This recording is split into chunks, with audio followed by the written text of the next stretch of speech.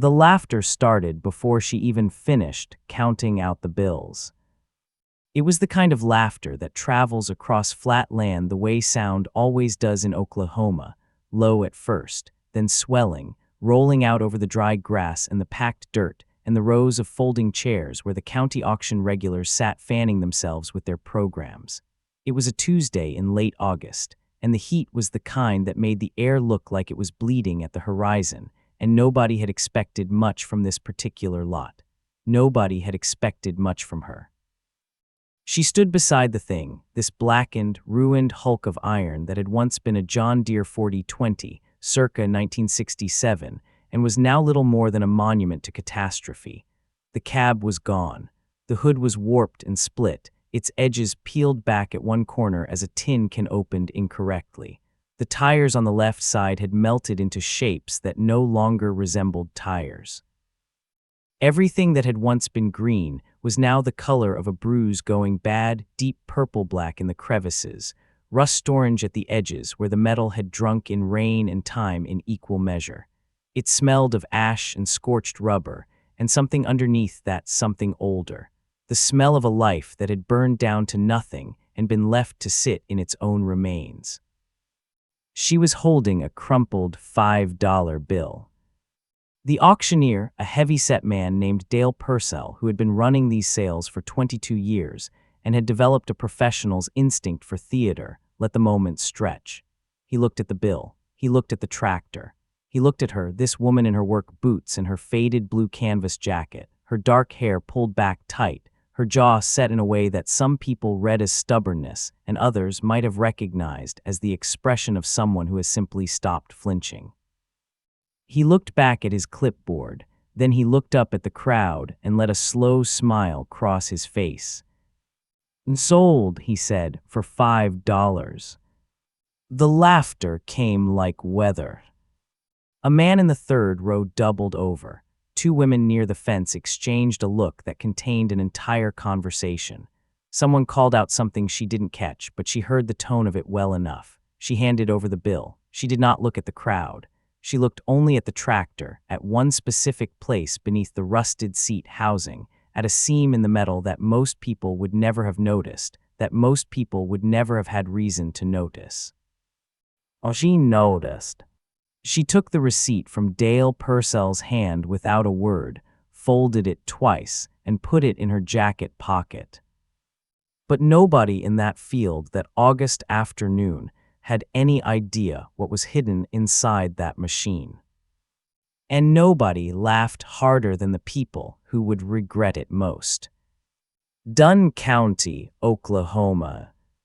Specifically, a stretch of land about 11 miles south of the town of Keota, where the roads stop having names and start having numbers, where the sky in late summer turns a shade of blue so pale it looks almost white at noon, then catches fire in the evenings, orange and violet, and a deep, bruised red that bleeds out slowly over the flat horizon like something spilled and never cleaned up.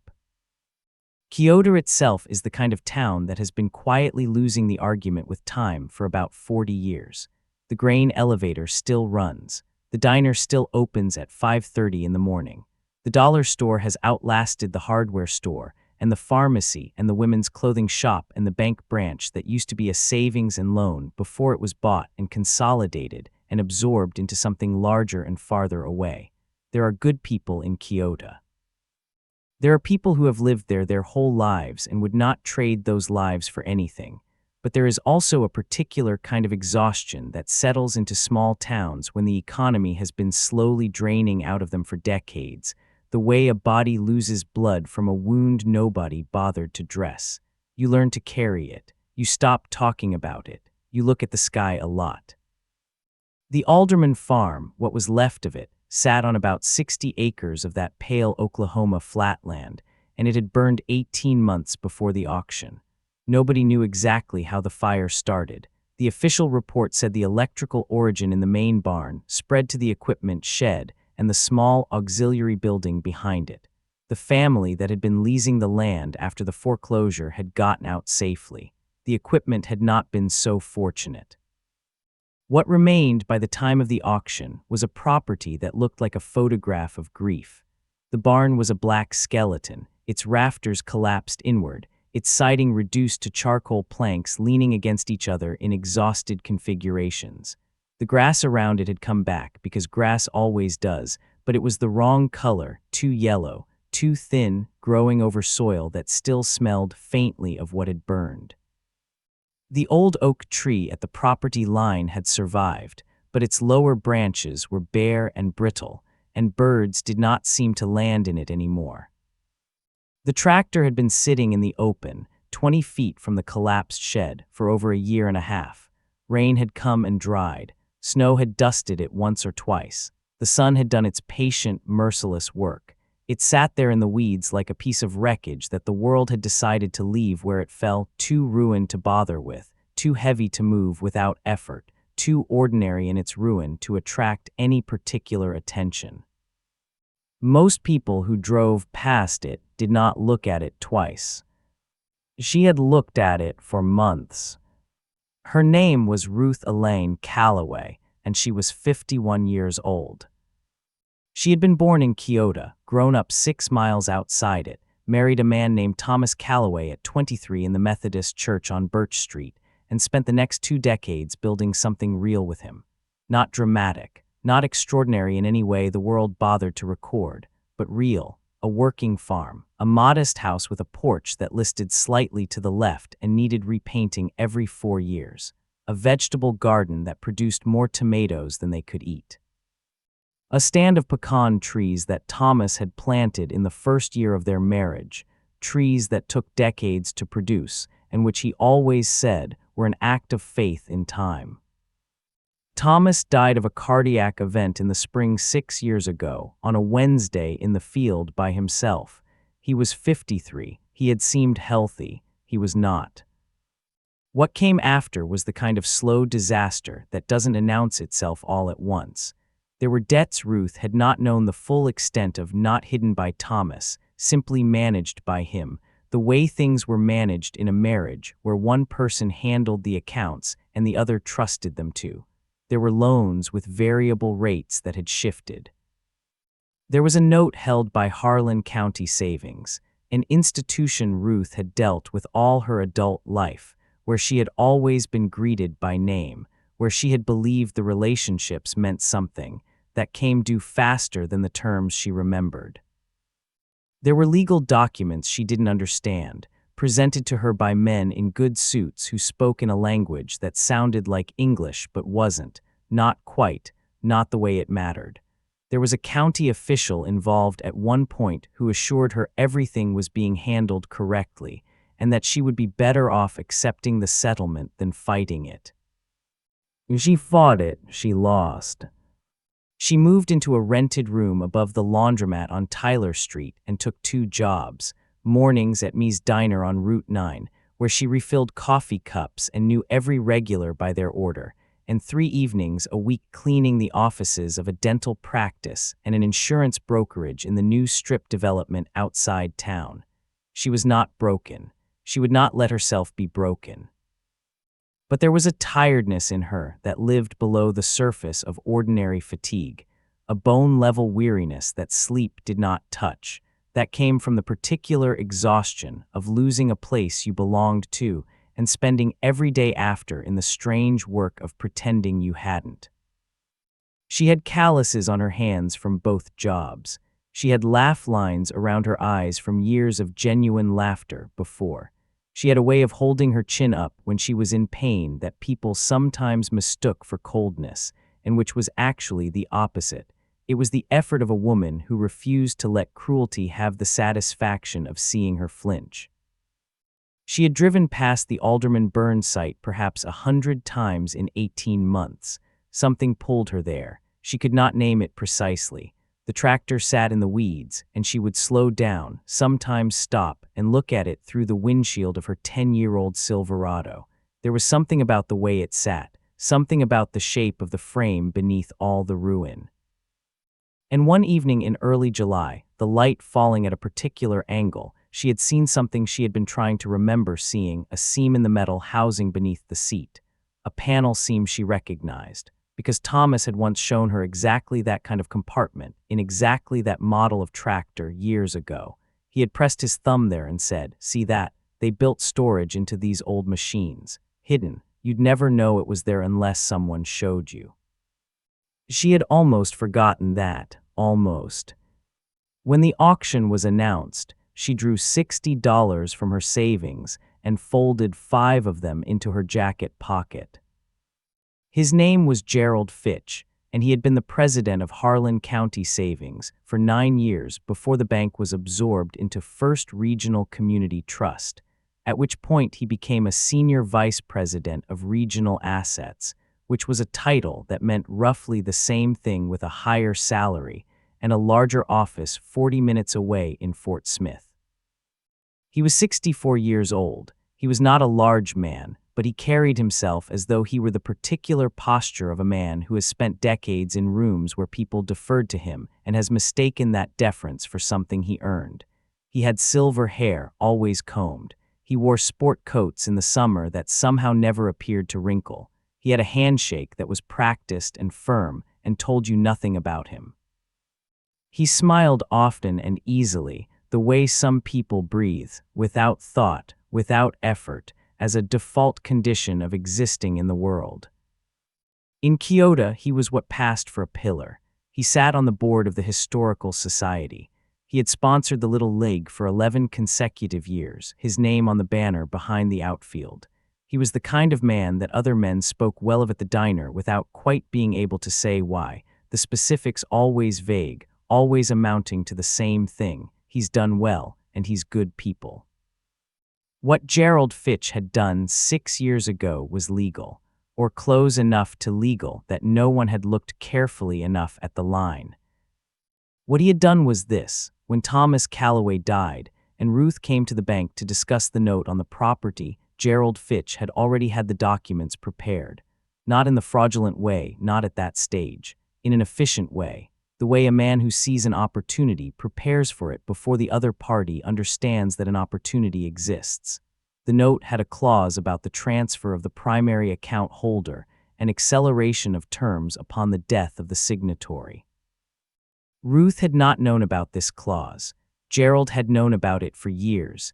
It was, in fact, a clause his bank had inserted into a number of rural property loans during a 3-year period when he had been quietly acquiring distressed land through a holding company called Dunn County Agricultural Partners, LLC, registered in Delaware, with no public-facing officers. The debt came due. Ruth could not pay it in 30 days. The land was transferred.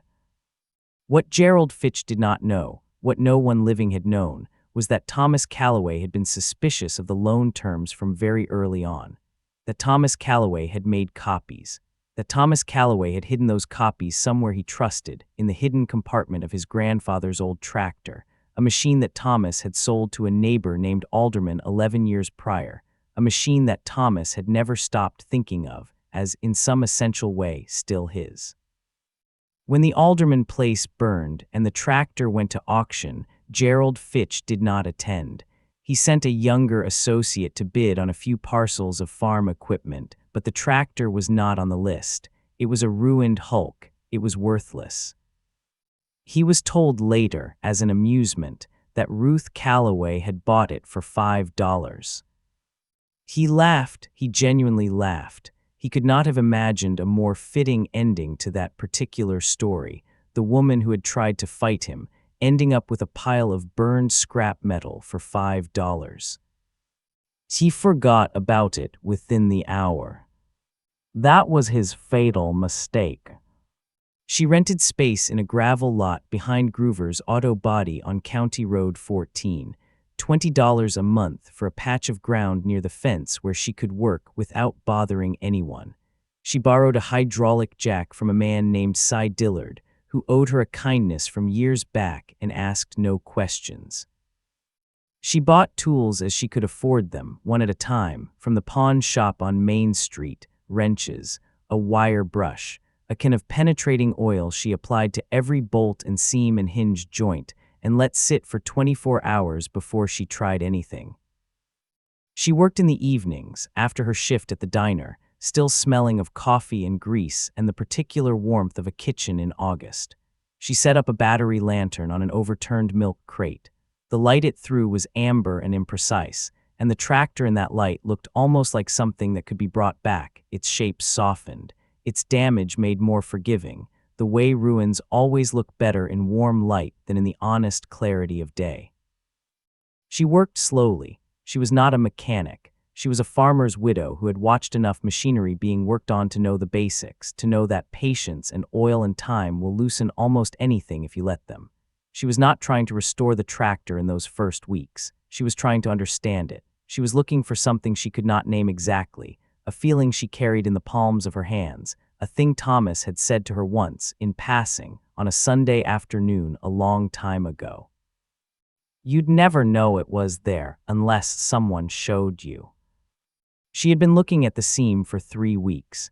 It was beneath the seat housing, not the seat itself, which was gone, but the metal frame that the seat had mounted to, a boxy structure about the size of a shoebox welded into the body of the tractor at an angle that suggested, if you didn't look carefully, that it was purely structural. She had sprayed it with penetrating oil 5 different times. She had run her fingers along the seam in the dark and felt, underneath the rust and the char residue, something that was not a weld, something that was a seam, something that had been designed to open. She found the release on a Thursday evening in the 3rd week of September. It was not a latch in any conventional sense. It was a depression in the metal, a small circular indentation about the diameter of a quarter, set into the inner face of the housing where no one would see it unless they were lying on the ground and looking up. She pressed her thumb into it. Nothing. She pressed harder. Nothing. She got a flashlight and looked at it for a long time. There were 2 small grooves on either side of the depression, almost invisible, filled with rust and ash, but there. She took a thin flathead screwdriver and worked it into one of the grooves, then the other. She pressed the depression again. The seam moved. Not much, 1/2 inch, maybe less, but it moved. Her hands were shaking. She noticed this the way you notice weather as a fact outside yourself, something the body does independent of decision. She set down the screwdriver. She breathed for a moment, looking up at the sky above the gravel lot, at the particular darkness of a rural Oklahoma night that has no light pollution to soften it, all those cold stars pressing down. Then she went back to work. It took another 40 minutes, more penetrating oil, more careful prying, more patience than she knew she still had before the panel came free. It hung downward on a mechanism that had partially seized, but had not, miraculously, failed entirely. Inside the compartment, which was roughly the size of a shoebox in the shape of a shallow drawer, was a metal tin. A Clicket tobacco tin, the old style, green with a red lid, sealed around its edge with a wrap of electrical tape that had gone stiff and slightly sticky with age. The tin was clean, not pristine, but clean in the relative sense, protected from the fire and the rain and the rust by the metal housing around it, which had done its job with a fidelity that made her think, suddenly, of Thomas himself. His thoroughness, his quiet, stubborn faith in the things he built. She peeled back the electrical tape. She worked the lid free. Inside, wrapped in a single layer of oilcloth and then in a sealed plastic bag, the kind that comes with zipper tops, the kind used for sandwiches, the kind that would have seemed incongruously ordinary against everything else about this moment, were documents.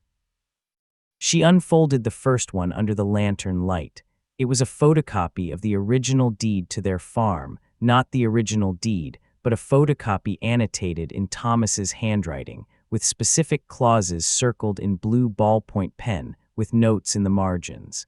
This clause not in the original agreement, added in revision. Compare to the copy held by the recorder's office.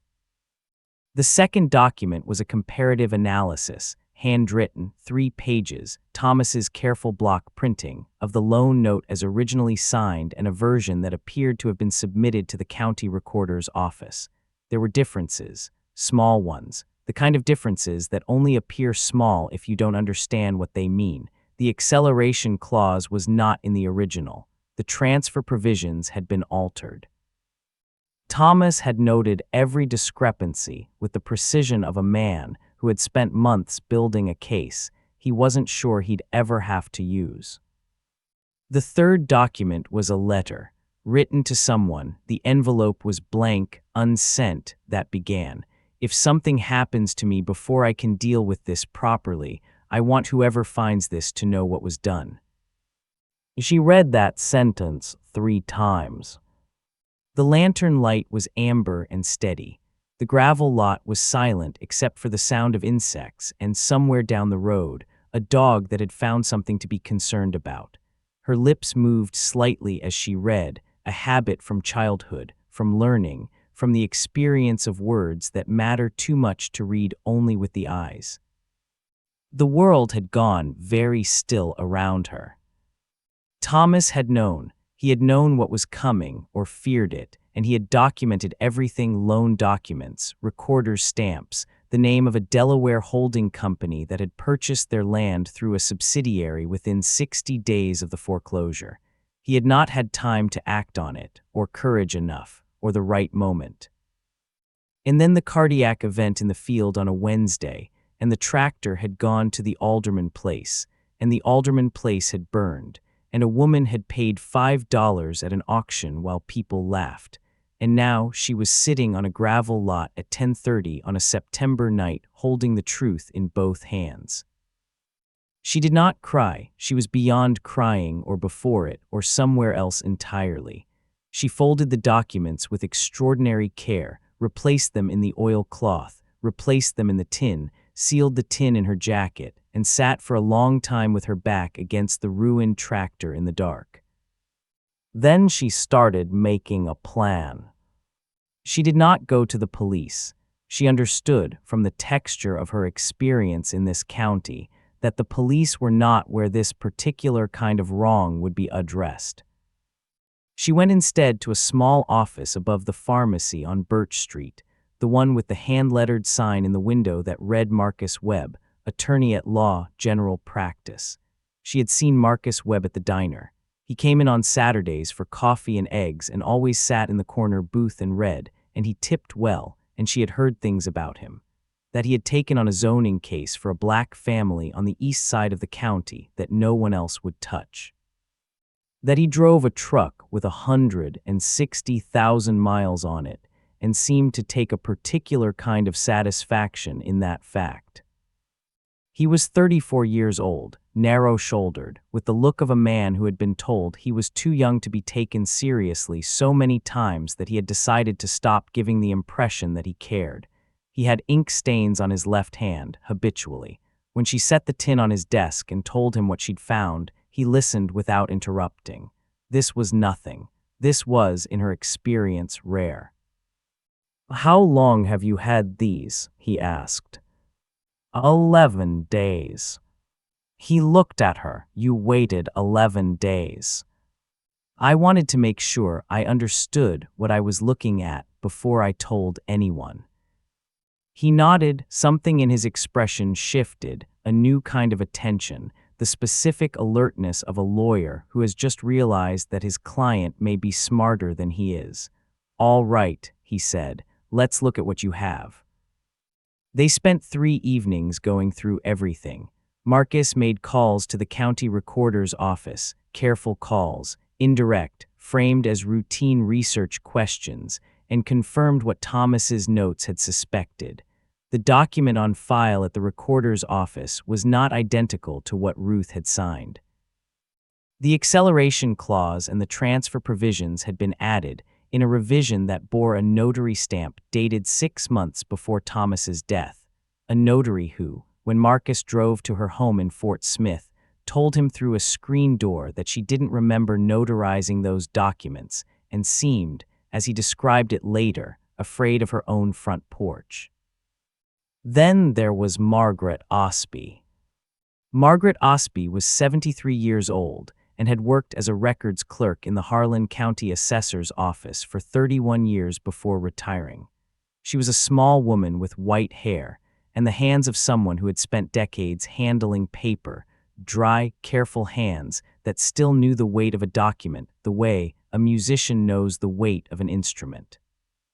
She told Marcus and Ruth when they came to her house, been waiting for someone to ask her the right questions for going on 6 years. I knew those filings were wrong, she said. She was standing in her kitchen, pouring coffee into cups without looking at what she was doing because her eyes were on Ruth.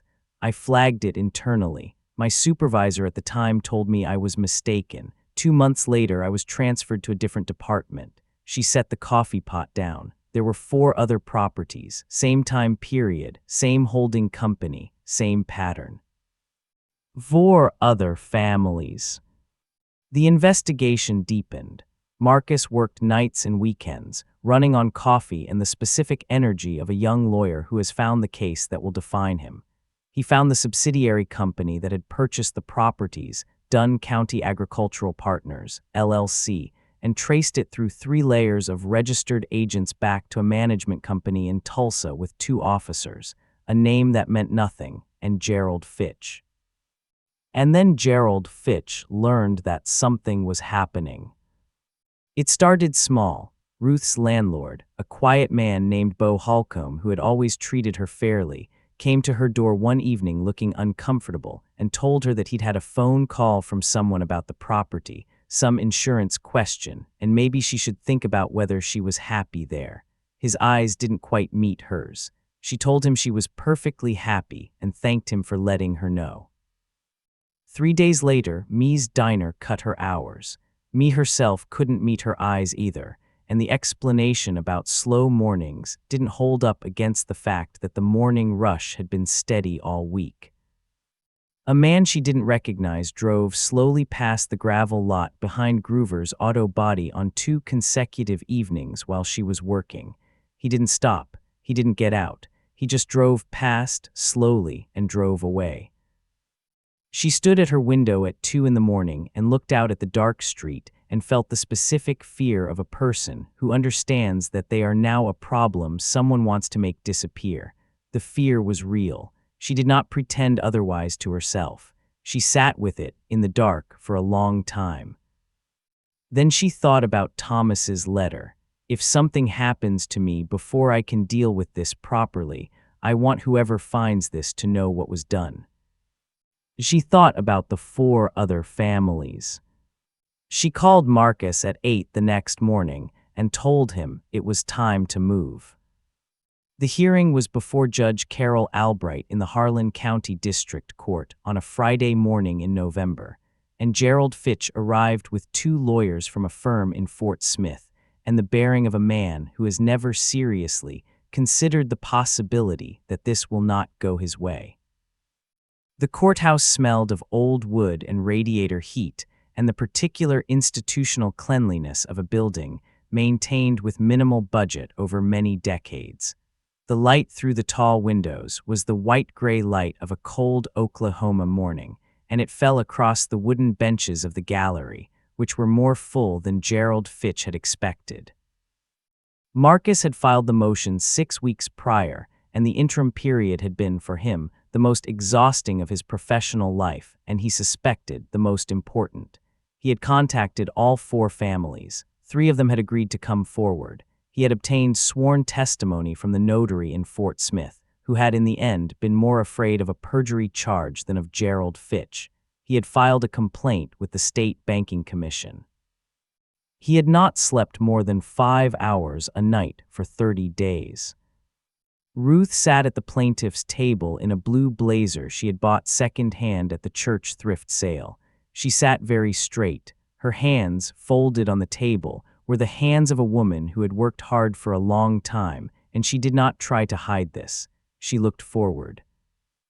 Gerald Fitch's lead attorney, a man named Carvey with a tailored suit and the practiced condescension of someone who wins most arguments before they begin, moved to dismiss the motion within the first 10 minutes. The documents, he argued, were unverified copies of dubious provenance, found in a piece of farm equipment by a woman who had a documented financial grievance and an obvious motive for fabrication. The original documents, he said, were on file with the county recorder's office and would speak for themselves. "They certainly will," Marcus said. He called Margaret Osby. She walked to the stand slowly, this small, white-haired woman, with the particular dignity of someone who has been waiting for this room for 6 years and intends to use every moment of it well. She described the discrepancies she had noted. She described the internal flag she had submitted. She described the transfer to another department. She described, in the careful language of a woman who had handled records for 3 decades, exactly what the differences between the filed documents and the original meant. Carvey objected 4 times. Judge Albright overruled 3 of them and sustained 1 on a technicality that didn't matter. Then Marcus called the Bautista family, Louis and Consuela Bautista, who had lost their 60-acre property 2 years before Ruth had lost hers, through the same institution, the same clause, the same holding company. Louis Bautista was 57, and when he spoke, his English was careful and precise, and he described what had happened to his family's land with the specificity of a man who has gone over the details so many times that they are carved into him permanently. Then Marcus introduced the comparative document analysis, the original signed documents against the filed versions, prepared by a forensic document examiner from Oklahoma City who had spent 4 hours on the stand the previous week in an unrelated case, and whose credibility was already on the record. The room had changed. It changes the way pressure changes invisibly, then all at once. You don't see it happen, you feel it. The air becomes different. The people in the gallery who had been watching with the detached interest of spectators were now watching with something else, something more focused, more particular. A woman in the 3rd row, Ruth recognized her as Carol Ann Weathers, who had laughed at the auction, was sitting very still with her hands clasped in her lap and an expression that had nothing of laughter in it. Gerald Fitch had been very still for the past 40 minutes. The particular stillness of a man in whom something has gone quiet, not the quiet of composure, but the quiet of a system shutting down. His face was the face of someone who has spent decades believing in a certain version of events and is watching that version come apart in a room full of witnesses. His eyes moved once to Ruth. She did not look away. Judge Albright called a recess. The silence in that room, in the minutes before people began to move and murmur, was the kind of silence that arrives after something has broken, not the silence before, the silence after, heavy and irreversible, and somehow with something like clean air in it. Ruth sat at her table. She unfolded her hands and looked at them. She breathed.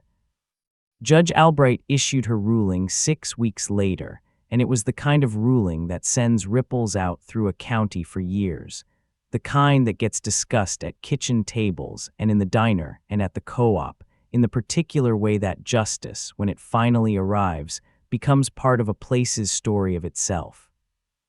The fraudulent loan modifications were voided. The land, Ruth's 60 acres, and the Bautista property, and 2 of the 3 other families' parcels, was ordered returned. Gerald Fitch was removed from his position at First Regional Community Trust pending a state banking commission investigation that would, over the following year, result in criminal charges for wire fraud and breach of fiduciary duty. Dunn County Agricultural Partners, LLC, was ordered dissolved. A portion of the ill-gotten profits from 7 years of land sales was used to cover legal fees and damages for the affected families. Margaret Osby, when she heard the news, sat down in her kitchen chair, pressed both hands flat on the table, and looked at the wall for a long time. Then she called her daughter in Tulsa and told her she needed to tell her something. Ruth walked back onto her land on a Wednesday morning in February, when the sky was a low pewter gray, and the ground was hard with the remnants of frost, and the pecan trees Thomas had planted stood bare and patient against the cold. She had her keys in her hand, her truck was parked at the end of the drive, and she stood at the property line for a full minute before she stepped across it. The smell of the soil was dry and cold, and underneath the cold was something else, the dark, particular smell of earth that has been here longer than anything built on top of it, that will be here long after everything built on top of it is gone. She breathed it in deliberately. The tractor was in the yard. She had arranged for it to be transported there 3 weeks prior, and it sat now in the pale winter light, partly restored. The right side was still the color of old damage. The left side, where she had worked, was cleaner, the rust wire-brushed back, the metal showing through in places, honest and silver gray. She had painted the hood the only color she could think of, the green that the machine had originally been, not repainted to look new. Repainted to look like what it was, something that had survived. She did not cry. She had done her crying, most of it, in private, in the rented room above the laundromat, in those 2 in the morning hours that belonged to no one. She was done with that particular season. She went around to the truck and came back with a paper bag. Inside it was a bare root sapling, a pecan tree, bare root, dormant, wrapped in burlap from the nursery over in Podow, about 2 feet tall. The same species Thomas had planted 30 years ago, trees that took decades to produce, and which he had always called an act of faith in time. She chose a place near the fence line, away from the shade. She got the post-hole digger from the truck bed. She worked the frozen ground for 20 minutes, her breath visible in the cold air, her shoulders burning with the effort, until she had a hole deep enough and right. She set the sapling in. She packed the soil around it with both hands. She stood and looked at it, this small, bare thing against the gray winter sky, this act of faith in a future she might not live to see fully. She put her hand on it once, briefly, then she went to check on the tractor. There is something this story wants us to hold on to. Not just the outcome, the ruling, the land returned, the man held accountable. Those things matter, but they are not the whole of it. The whole of it is harder to name and more important to keep. We live in a world that is very good at deciding what has value and what does not, at glancing at a thing and pronouncing it worthless, at seeing a burned and rusted hull and knowing, with the confidence of people who believe they understand how the world works, that there is nothing there worth the trouble. We are very good at this. We have been practicing since we were old enough to learn which things to look at and which things to pass by, and we are wrong in this more often than we ever admit. More often than we are ever required to reckon with, because the things we dismiss do not always find a way to prove us wrong. They sit in the weeds at the edge of the world and rust away quietly, and nobody is there to see what they held. But sometimes, not always, not even often, but sometimes somebody stops. Somebody who has dismissed themselves.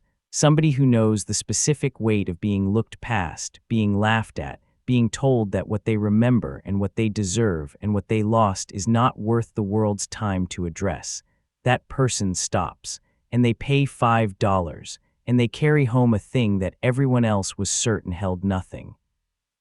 And they work on it, alone, in the amber light of a lantern, with the particular patience of someone who has learned that the world's verdict is not always the last word. Think about what it costs a person to keep going when everything around them says stop, when the laughter comes from people who believe they are right, when the pressure arrives, not dramatically, not with villains announced by thunder, but quietly, the way the real pressures always come, in the form of reduced hours and landlord conversations and slow-moving cars on empty roads.